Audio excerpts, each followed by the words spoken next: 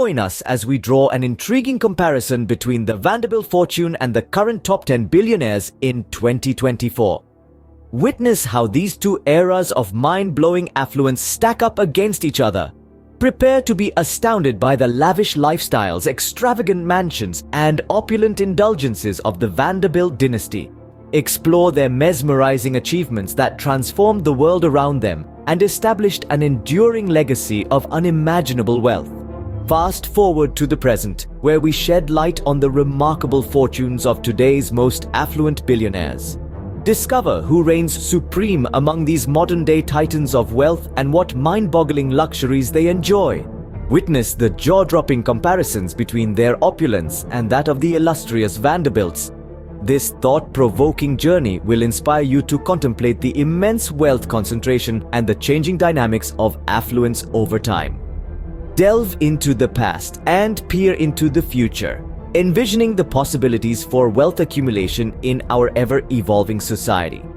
Join us as we uncover the fascinating story of the Vanderbilt fortune and its comparison to today's top 10 billionaires in the year 2024. Prepare to be spellbound by this captivating exploration of unimaginable wealth.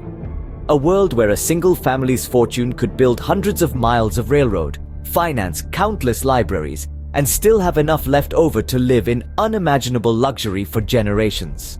Now, picture a world where the top 10 billionaires have enough wealth to buy entire countries.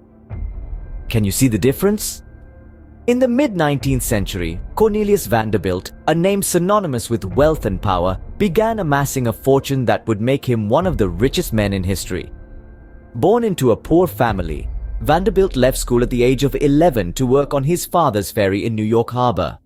His entrepreneurial spirit, combined with a ruthless business acumen, led him to create a steamship empire that spanned the Atlantic and Pacific Oceans. But Vanderbilt didn't stop there. Seeing the potential in railroads, he invested heavily in this new technology, eventually controlling over 1,000 miles of track. His investments didn't just make him rich, they shaped the American landscape, connecting cities and towns, facilitating trade, and ushering in an era of unprecedented economic growth. Vanderbilt's wealth was not just a result of his business ventures, he also benefited from the historical factors of his time. The Industrial Revolution was in full swing, providing ample opportunities for entrepreneurs. The lack of regulation allowed for aggressive business tactics and monopolistic practices, further fueling his wealth accumulation. But Vanderbilt's fortune didn't come without costs. His ruthless business practices led to widespread criticism and calls for regulation. And while Vanderbilt did donate a portion of his wealth to charitable causes, the vast majority of his fortune was passed down to his descendants, further entrenching wealth inequality.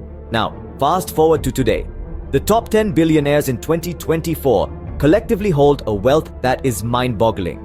These individuals have amassed fortunes through technology, finance, and investments.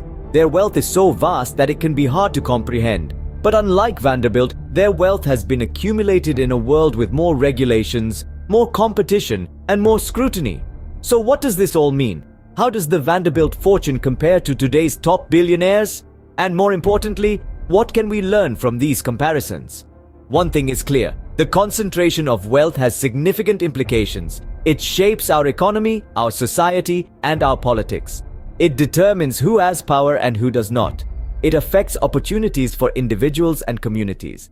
So, take a moment, dive deeper into the history of wealth in America and the world. Understand the factors that have contributed to the accumulation of wealth and the mechanisms that perpetuate it. Research the effects of wealth distribution on our society and economy. Because understanding wealth, its origins, and its effects is not just about knowing who has the most money. It's about understanding our world and how to make it better. And that, dear listeners, is a task that falls on all of us.